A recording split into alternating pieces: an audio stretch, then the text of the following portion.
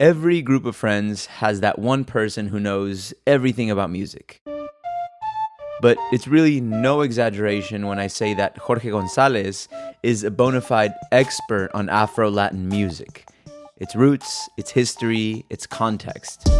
I dig. I collect music. That's definitely something that I've been doing for many, many years. And he credits his insatiable curiosity to growing up in our border region. You hear just so many genres of music, even in Tijuana. The diversity of immigrants that live in that city alone exposes you to a lot of styles. I think it's my background, my identity of always trying to figure out my place in time, my own identity, that made me look into music in that same lens. You might recognize Jorge's voice from our earlier episode on the birth of the Black Lives Matter movement at the border. He wrote his master's thesis on Afro-Mexican history and is now the director of the Afro-Mexican department at the World Beat Center in San Diego. Music contains a lot of important historical documentation through the lyrics, through the sounds, vinyl, and the sleeve notes and everything that comes with it contains a lot of information. Jorge's love for Latin music and history has led him on a lifelong quest to understand how these Latin genres came to be. Naturally, that quest led him back to Africa, and the long journey these sounds took to become Latin.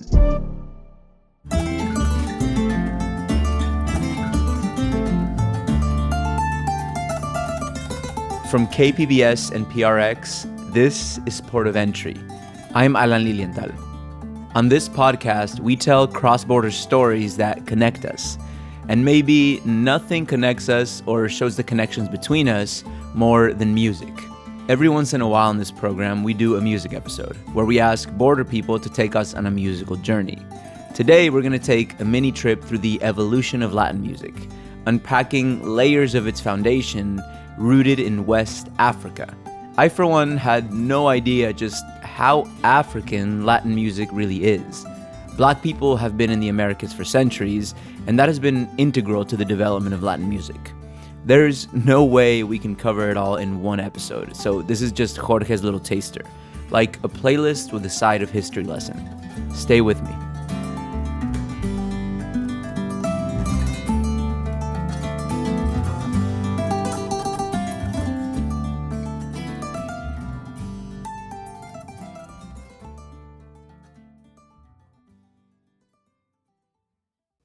Now on The Finest, we examine an icon. Our Lady of Guadalupe has been a powerful symbol for 500 years, and artists have reimagined her as a source of resilience and pride. Listen now wherever you get your podcasts. We start our journey in West Africa, way back in the 16th century. What's now known as Senegal and Mali was part of the homeland of the Mande and Bantu people, who were among the first to be enslaved and taken to Latin America. And Jorge says the narrative that these enslaved Africans were uneducated is just wrong.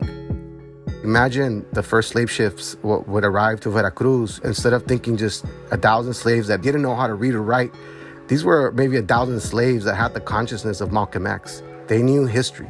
They were very conscious. They just happened to be, stolen and taken. The Mande and Bantu were also Muslim. And if you know Muslim culture, Islam, they know how to read, and oral tradition is a big deal. And music is a big deal. And then spiritual music. There's no question whether music is part of their daily lives. Basically, the West African ties to Latin American music run deep. Culturally, there was a lot of music that came from Africa straight into the port of Veracruz, to Peru, to Brazil. These were the same people getting off and for the first time, building relationships with the indigenous communities. Jorge says this is how a West African instrument called the kora became integral to the development of Latin American music.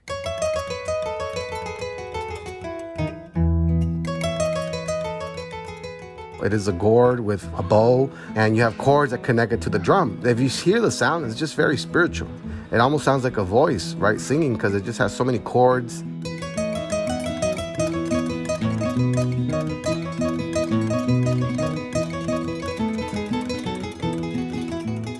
This song is called Dudu, a collaboration by Malian artists Ali Farcature and Toumani Dibiate. When I heard it, I was like, this is it. This is the track that is a testament, right, of how their sound that they were creating was replicated and cross-pollinated to the Americas.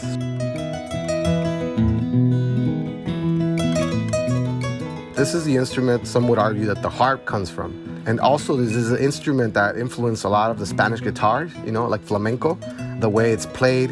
And this was the same instrument that would inspire the requintos in Latin America. In boleros, you hear it.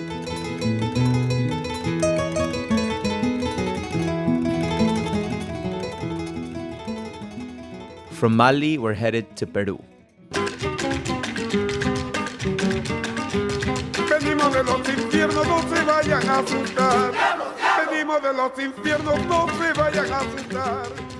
This is Son de los Diablos by a group called Peru Negro. They come from a town called Chincha. Chincha is a black community in Peru. That whole area of Chincha is very rooted in this style of music. I think one of the most unique characteristics of the sound is the call and response. You could hear it through the instrumentation alone. There's a call and response in the instrumentation, but also when they sing. Todos los años salimos cuando llegue el carnaval. Todos los años salimos cuando llegue el... I had this moment, right, of like, wow, this sounds so similar to something, I can't figure it out. It hits me when I hear this track, Doo Doo. And if you hear Doo Doo and you hear Son de los Diablos, it's the same track, and just in a different version, right? It's the same rhythm, it's the same harmony you hear behind it.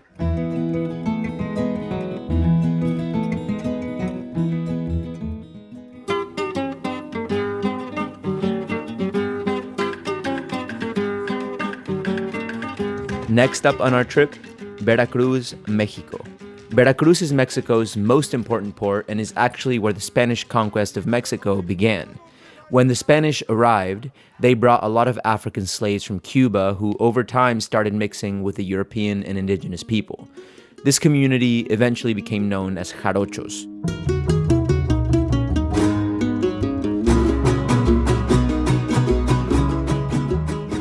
This is Son del Mar by a group called Los Cojolites. In Veracruz, where Los Cojolites is from, there's all these African named communities that are very much aware and are Afro-descendants of this legacy.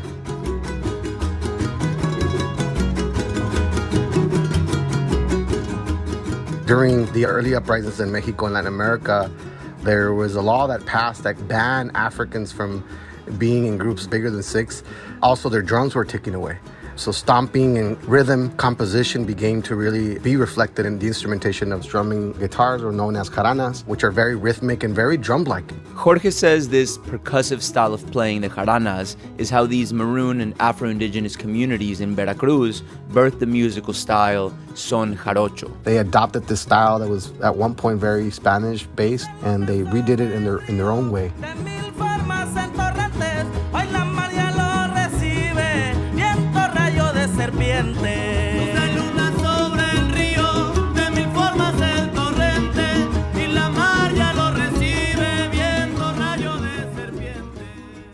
Next on our tour, the epicenter of the cross-pollination of African and Latin culture, Cuba. Cuba and Puerto Rico would become like the layover before African slaves would make it either get sold there or get sold elsewhere. The boats that would eventually go to Venezuela, Colombia, Brazil, New Orleans would make a stop in Cuba.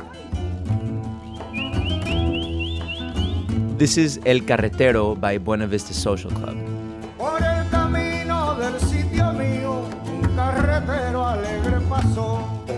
The African presence in Cuba is huge. It was Spain's occupation that completely destroyed Cuba's indigenous population in the 1500s, and over the next few centuries, Africans were enslaved and taken to Cuba by both the Spanish and the British to expand production of sugarcane. Africans eventually outnumbered Europeans on the island. This is a country life that a lot of Africans experience, so it just makes sense that a lot of the folk soul music would sound the way it does, very melancholic. And you hear the mimicking of the cora.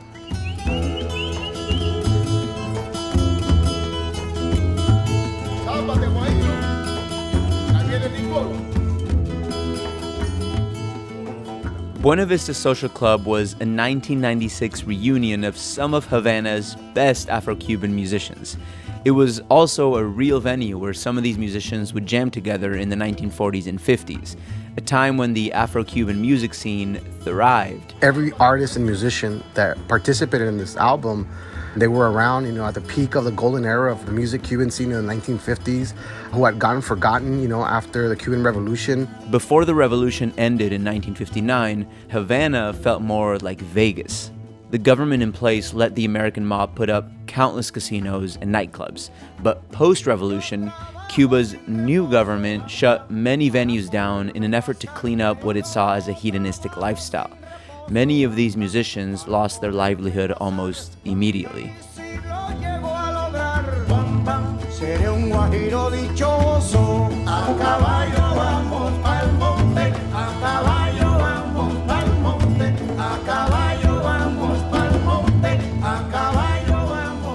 The 1996 Buena Vista Social Club project saw an enormous amount of worldwide success, but it was actually supposed to be a larger collaboration between Afro-Cuban musicians and musicians from Senegal and Mali. That fell apart because the African musicians couldn't get their visas on time, though they were eventually able to get together. They called themselves Afro-Cubism.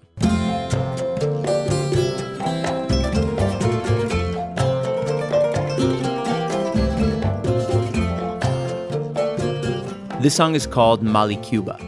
To Jorge, this track by Afro-Cubism perfectly encapsulates the ongoing and evolving conversation between Latin and African music. You hear the coda, you hear the polyrhythm, the conversation, call and response behind the percussion. Polyrhythms are super common in Latin and African music.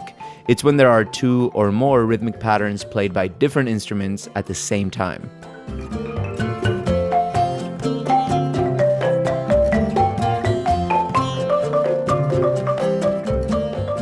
Conversation that they're having, we often think about jazz having the same kind of structure.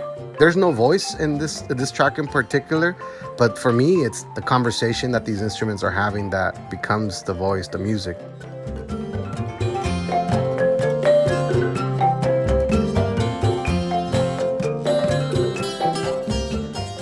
We've talked a lot about this east to west crossover, but Latin styles of music have also made their way back to West Africa. It wasn't always a one-way conversation. It's been always both ways. Just the way they were getting sounds from Africa, they were sending music back, early forms of vinyls. They were reaching, Senegal, and they would be fascinated.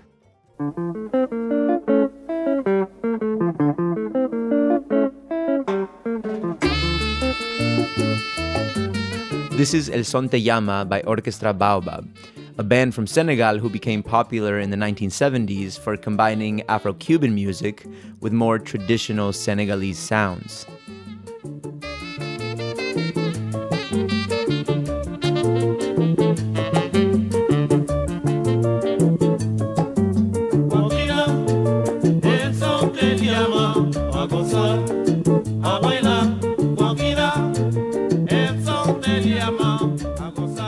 Orchestra Baobab have a long history of becoming one of the pioneers of this Afro-Cuban African sound in Senegal that became there was a big scene. There were people craved this Afro-Cuban sound. They sing it in Spanish with an accent. You hear it in their, in the way their style of singing. There's some other tracks of theirs where they sing in Senegalese, but the style is Afro-Cuban.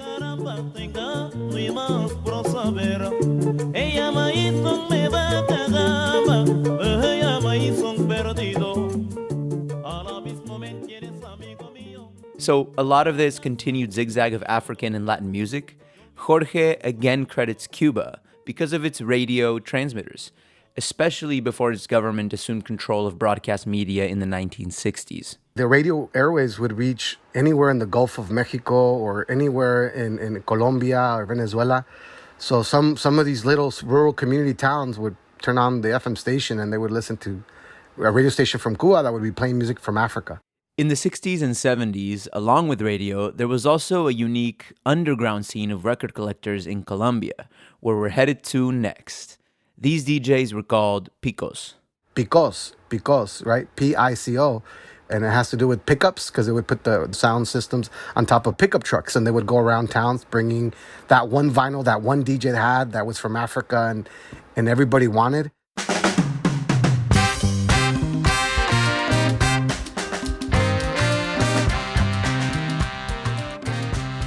Jorge says tracks like this one were for sure blasted out of those picos in Colombia back in the day. This is Nga Nga by Ghanaian musician Ebo Taylor, a pioneer of highlife music and Afrobeat. Highlife is like everyday music in Ghana. You hear it everywhere, you know? It's like reggae in Jamaica. The Ghanaian people were bringing a lot of that jazz that was coming from, you know, the London scene and their access to it through the British connection. The economy was thriving. The music scene was at a boom. You know, James Brown was coming to town and performing. And these artists who were playing highlife, a lot of them would gravitate towards that funk sound that James Brown would bring, right? We hear some synthesizers, we hear some effects.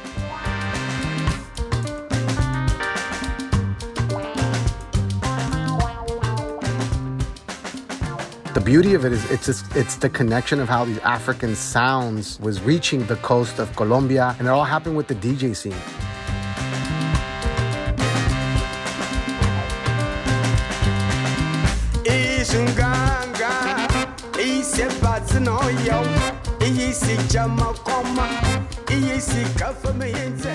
But then, you know, they wouldn't wait till the next time the Pico or the DJ sound system would arrive to their communities to hear it, but they would start mimicking the sounds.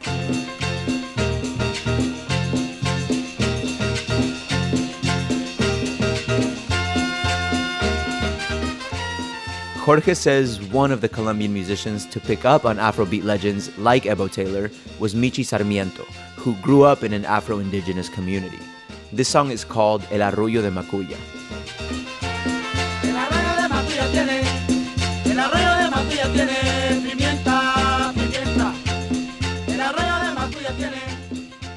This is very much Ebo Taylor's track, Nga Nga, that we were listening to earlier. You hear the call and response. Writing in Afrobeat, West African polyrhythms, rhythm section.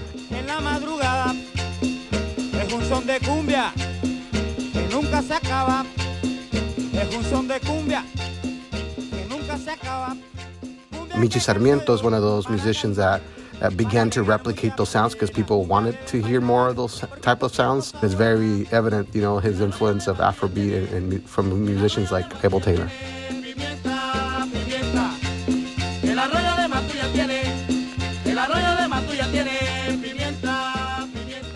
Next, we're going to pop over to the Dominican Republic with a track that fuses reggae, a genre deeply tied to celebrating and connecting to African roots, with a more Dominican flavor, bachata.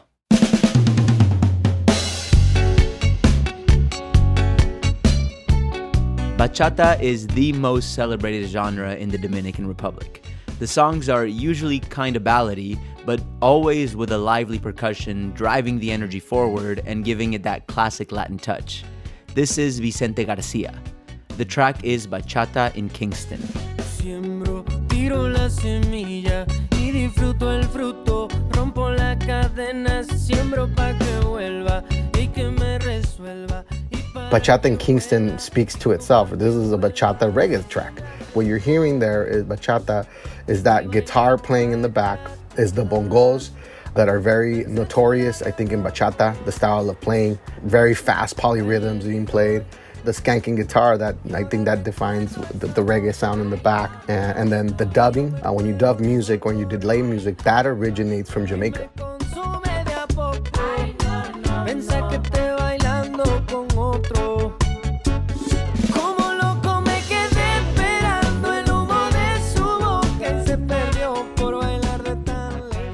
I just love this track, Bachata in Kingston, because it really, again, speaks to this relationship with the Caribbean, right? That there's always been an influence of the Caribbean to countries like Colombia, and in this case, Dominica Republica. There's cross-pollination happening all over.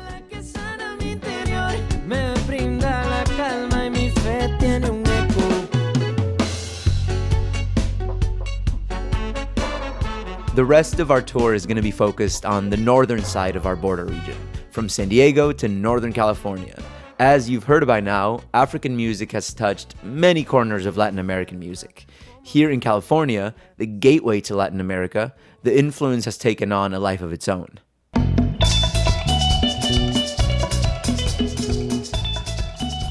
Next up is the LA band Quitapenas. This is La Educación. As soon as the track hits, you're hearing West African again. The guitar gives it away. If you hear West African music, it's a key sound in high life music, the guitar.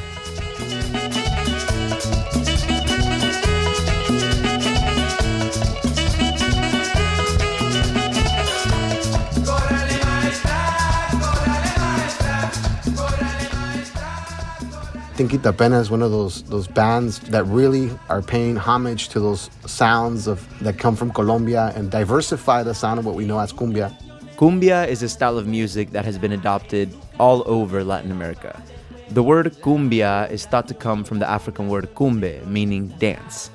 The genre originates in Colombia, where African slaves started interacting with the indigenous populations. For me, as soon as I hear that güiro doing the or really any instrument doing that rhythm, I know I'm in for some tasty cumbia.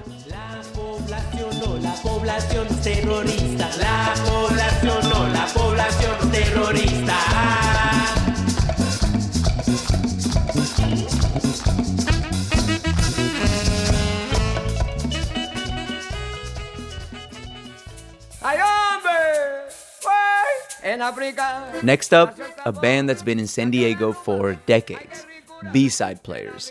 This track is called Calavera Negra. This is definitely, a band that's really reflect the border sound that fuses reggae, cumbia, funk, Latin jazz. And this track, Calavera Negra, pays homage to the African root in Latin music. The whole track is built around the phrase, En África nació el tambor, meaning the drum was born in Africa.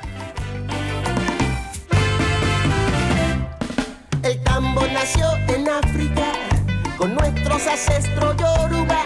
Esclavitud extendió las orillas a todo Latinoamérica. This sound, I think for me, it's more of a border hybrid cumbia sound. I would say it's a very Tejano style of cumbia, which is sometimes has the accordion, but sometimes it's just that rhythmic section in the guitar that really stands out a lot, and then just the cowbell that's very consistent throughout the whole song. It's very unique, I think, to the border.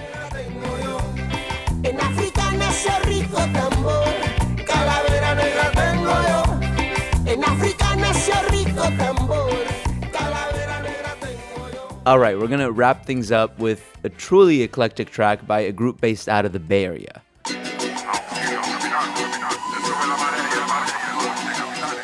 This is Capitan by Sistema Bomb, featuring Asdru Sierra of Ozomatli.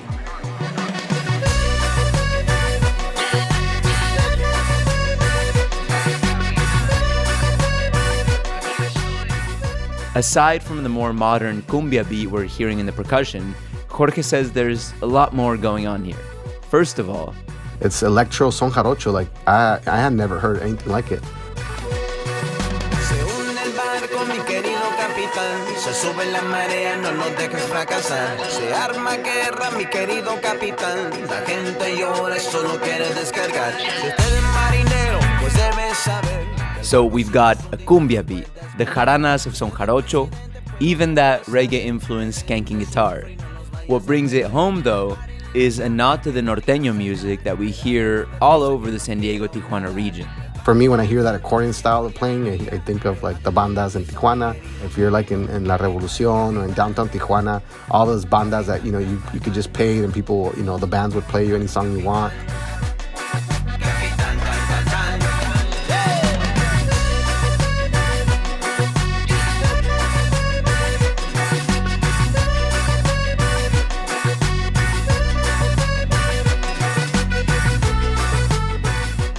This project for me, it's one of those sounds that I think really remind me of the border, right? And that style of norteña music, right? And then cross-pollinating sounds, son jarocho, but really rooted in that cumbia and paying homage to that African sounds.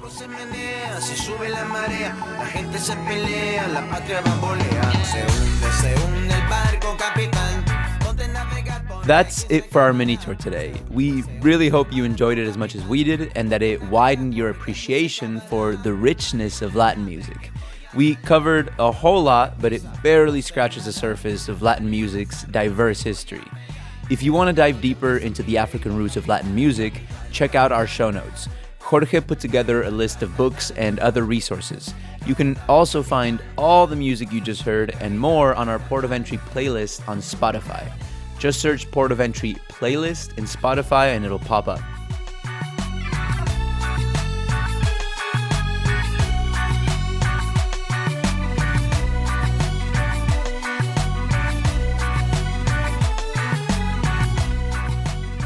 This episode was written and produced by Emily Jankowski. Emily is also our director of sound design. Curtis Fox edited the show. Lisa Morissette is operations manager, and John Decker is director of programming. Port of Entry is made possible in part by the Corporation for Public Broadcasting, a private corporation funded by the American people. I'm Alan Lilienthal. Thank you so much for listening.